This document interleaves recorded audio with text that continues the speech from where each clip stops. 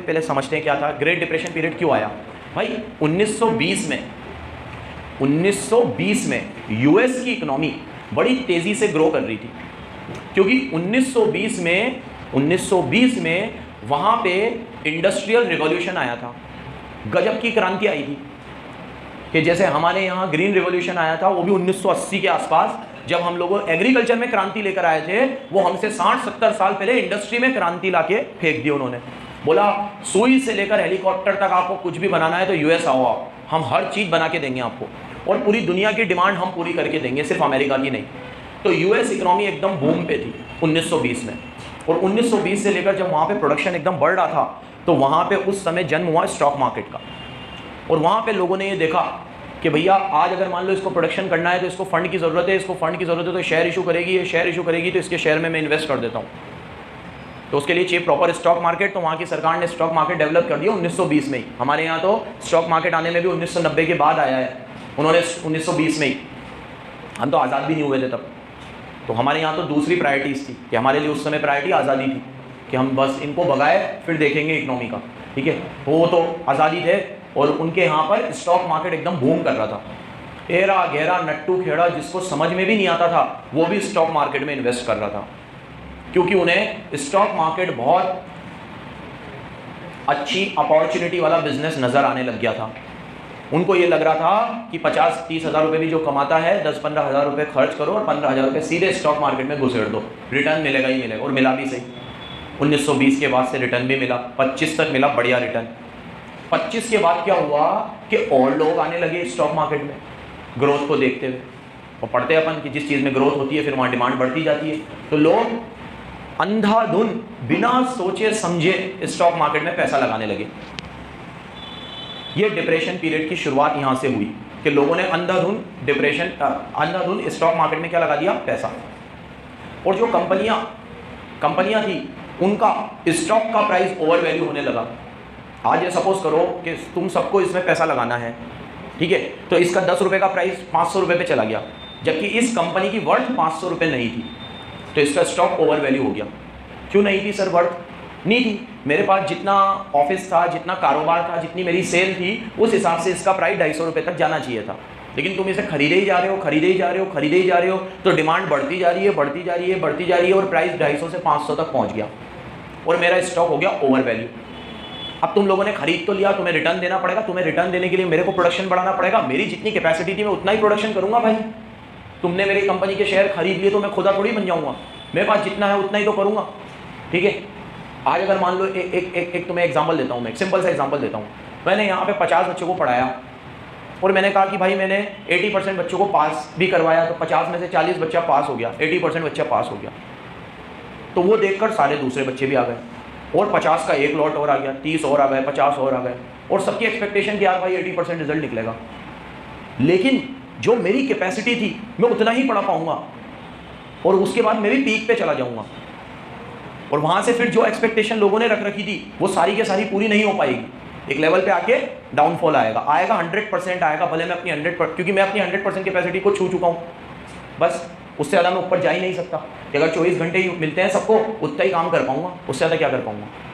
तो इन लोगों ने क्या करा, स्टॉक खरीदते गए, काटे स्टॉक खरीदते गए, और इनके स्टॉक खरीदने की वजह से स्टॉक का प्राइस धीरे धीरे बढ़ता चला गया, और उतनी स्पीड से प्रोडक्शन नहीं बढ़ पाया, और प्रोडक्शन गिरने लगा।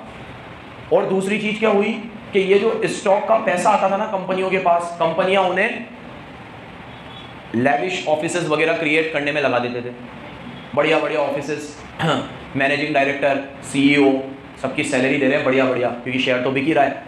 लोग अंधाधुन पैसा लगा रहे हैं ये सोच कर कि उन्हें अच्छा डिविडेंड मिलेगा, वो पैसों से प्रोडक्शन तो हो नहीं रहा, और वो पैसा दूसरी जगहों पे जा रहा है, ऐशो आराम में जा रहा है। कुछ 50 लोगों का भला हो रहा है जो कंपनी के अंदर जुड़े हुए लोग थे, प्रोडक्शन तो उतना बढ़ नहीं रहा। और सामने से जब प्रोडक्शन कम हुआ तो जॉब भी चली गई, और जॉब चली गई तो लोगों ने वही अपने खर्चे करने धीरे धीरे कम कर दिए। जब उन्होंने खर्चे करने कम कर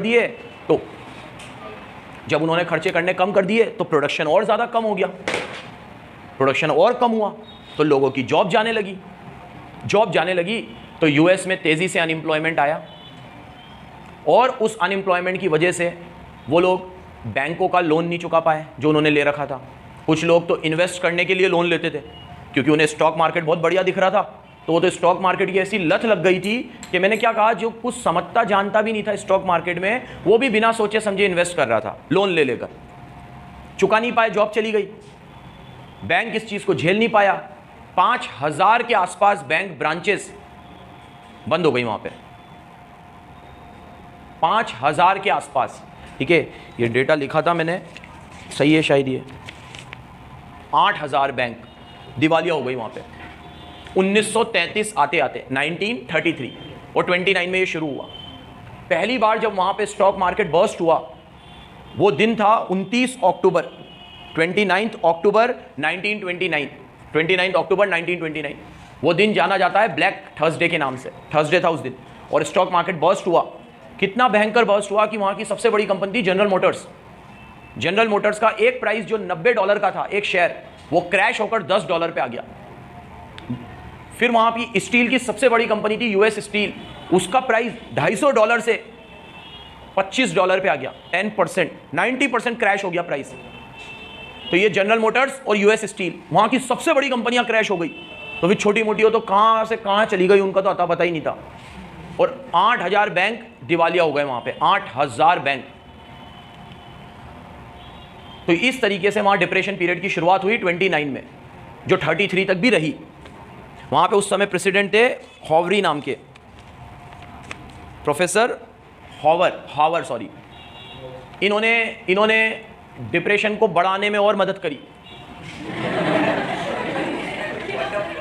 इन्होंने एक दो पॉलिसी ऐसी लेकर आया एकदम बावले जैसी। एक तो वहाँ पे बैंक पहले परेशान और लोगों का बैंकों पे से ट्रस्ट कम हो गया, क्योंकि 8000 बैंक अगर दिवालिया हो गई तो जिन लोगों ने बैंकों में पैसे जमा करा रखे थे वो भी डूब गए, तो उनका बैंकों पे से विश्वास खत्म हो गया और वो अब बैंकों में पैसे डालना ही नहीं चाहते थे, वो तो अपने घरों में तिजोरियों में रखते थे पैसे। तो इकोनॉमी को और ज़्यादा मार मिली, बैंकों में पैसा आना बंद हो गया। बैंकों में पैसा आएगा तो आज बैंक से ही तो इकोनॉमी चलती है, बैंक ही तो आपको पैसे देगा और वो बिजनेस से रोटेट होगा, फिर वो बैंकों में आना ही बंद हो गया पैसा।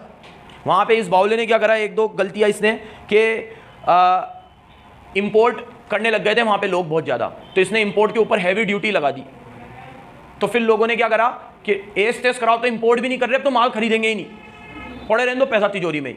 तो जो यहाँ पे तो प्रोडक्शन डाउन हो गया था और यहाँ इन्फ्लेशन बहुत बढ़ गया था, तो यहाँ के मुकाबले इनको इंपोर्ट सस्ता पड़ रहा था और इसने इंपोर्ट पे भी ड्यूटी इतनी लगा दी कि वो इंपोर्ट भी महंगा हो गया, तो लोगों ने वो इंपोर्टेड चीज़ ही खरीदनी बंद कर दी। उन्होंने तो और पैसा दाबना वो करना शुरू कर दिया, बचाना, सेव करना। तो पैसा जितना आपके घर में पड़ा रहेगा ना, इकोनॉमी उतनी नीचे जाती जाएगी। पैसा जब तक सिस्टम में नहीं आएगा तब तक इकोनॉमी का भला नहीं हो सकता, कैसे भी आए वो सिस्टम में। आप गोल्ड खरीदो, कपड़े खरीदो, लग्जरी गाड़ियाँ खरीदो, लेकिन पैसा अगर आपकी तिजोरी में पड़ा हुआ है तो ना वो आपके किसी काम का है ना देश के किसी काम का है। खा लो पी लो अंग लगेगा, जेब में पड़ा जंग लगेगा। ठीक है, तो वो पैसा अगर अंदर पड़ा रहा तो वो तो किसी के भी काम का, आपका तो नहीं है वो। ठीक है, हमारे धर्मगुरु कहते हैं कि पैसा वही आपका है जो आपने अपने जीते जी खर्च कर दिया। ठीक है, तो जो आपने अपने जीते जी खर्च नहीं किया वो तो पैसा, अब आप उसे कुछ भी बोलो, ठीक है, वो आप दूसरों के लिए ही फ़ायदा करके गए हो, लेकिन अपनी ज़िंदगी आप नरक जैसी बना के गए हो। ठीक है, सही बात है ना प्रतीक? ये भी सही बात है। अब मैं दे ही रहा हूँ तुम्हें बराबर। पार्टी में सोच ही रहा था, आया नहीं, आज पूरा दिन हो गया। तो इतनी दे दूंगा मैं तुम्हें कि इसके बाद फिर मैं तुम्हें फीस भी ऐसे मांगूंगा, भाई तुम्हें पार्टी देनी है, फीस दे दो यार। इस तरीके से ये डिप्रेशन के अंदर बुरी हालत हुई। 1933 में भी डिप्रेशन कोई ख़त्म नहीं हुआ, लेकिन 1933 के बाद इनका प्रेसिडेंट चेंज हो गया। तो ये जो मिस्टर हावरे थे ये गए और कोई पढ़े लिखे समझदार व्यक्ति आए जिनका नाम था बेंजामिन फ्रैंकलिन करके। जब फ्रैंकलिन साहब आए तो इन्होंने कहा था कि मैं 100 दिन में इसको ठीक करूंगा, और इन्होंने 100 दिन में वाकई में ठीक किया। उसमें ये सबसे पहले एक बहुत बढ़िया कानून लेकर आए, फेडरल इंश्योरेंस बैंक एक्ट। उस एक्ट में इन्होंने ये कहा कि आप बैंकों में पैसे जमा कराओ, आपके पैसों की जिम्मेदारी अमेरिकन गवर्नमेंट लेती है। मतलब अगर कुछ भी हुआ तो आपका पैसा अमेरिकन गवर्नमेंट चुकाएगी। आपके दिमाग में अगर ये डर है कि आपका पैसा वो हो जाएगा, डूब जाएगा, जैसे 8,000 बैंक डूबे थे। तो अगर कल कुछ भी होता है, क्रैश व्रैश हो जाता है मार्केट, तो उसकी लायबिलिटी अमेरिकन गवर्नमेंट की है, अमेरिकन गवर्नमेंट आपको पैसा देगी। इससे लोगों का कॉन्फिडेंस बहुत बूस्ट हुआ, तो उन्होंने वापस बैंकों में पैसे जमा कराने शुरू करे और धीरे धीरे इकोनॉमी थोड़ी सुधरनी। एक और अच्छी चीज़ इन्होंने क्या करी, हर 5 दिन या 7 दिन में ये लोगों से रेडियो के, उस समय रेडियो था तो रेडियो के माध्यम से ये मिलते थे, कम्युनिकेट करते थे लोगों से, बहुत ज़्यादा कम्युनिकेट करते थे और लोगों की जितनी भी दुविधाएं थी वो डायरेक्ट सुनते थे। ठीक है, मतलब अपने यहाँ की तरह नहीं जहाँ पे क्वेश्चन भी पहले से प्री डिटरमाइंड होते हैं। ठीक है, कि आप ये पूछना मोदी जी से, वो आए तो ठीक है, और फिर वो ये जवाब देंगे जो उनके यहाँ लिखा हुआ होता है। ठीक है, तो वो वैसे वाले नहीं, डायरेक्ट 1-on-1 कम्युनिकेशन, कि आपके दिमाग में दिल में जो भी है पूछना, वहाँ पे वो अटक भी जाते थे कई बार जवाब देते देते, क्योंकि उनको भी याद नहीं होता था वो क्या पूछने वाला है। और इस तरीके से इन्होंने अपने लोगों को अपने कॉन्फिडेंस में लिया और काफ़ी समय तक रहे भी सही फ्री है। और इन्होंने 33 के बाद धीरे धीरे धीरे सुधार आए, लेकिन इनकी इकोनॉमी ऐसा कहते हैं 33 में सुधर गई जब ये बने, ये गलत है। उस आर्टिकल में लिखा हुआ था 39 तक भी ये लोग रहे डिप्रेशन में। लेकिन इस समय में बीच में क्या हुआ, सेकेंड वर्ल्ड वॉर हुआ, और सेकेंड वर्ल्ड वॉर में यूएस इकोनॉमी ने खूब हथियार बनाए, खूब वेपन बनाए, और वहां से इनकी इकोनॉमी फिर वापस से बढ़ना शुरू हुई, जो आज तक कभी भी इतनी नहीं गिरी है फिर, और बढ़ती ही रही है। फिर इन्होंने जो अपन कहते हैं ना कि ये सुपर पावर बने, तो वो सुपर पावर बनने की शुरुआत इस दरमियान हुई थी जब इन्होंने वेपन्स बनाने शुरू किए थे, और फिर वेपन से इनकी इकोनॉमी वापस से उठी, और वेपन की ज़रूरत फिर वर्ल्ड वॉर में खूब पड़ी, तो इनका सप्लाई खूब बढ़ा, एक्सपोर्ट भी बढ़ा, प्रोडक्शन भी बढ़ा, और फिर वापस ये ट्रैक पे आए। So this is all about great depression period. 1920 में जिस देश ने एक्सपेंशन देखा, उसी देश ने 1929 में क्या भी देखा, डिप्रेशन भी देखा।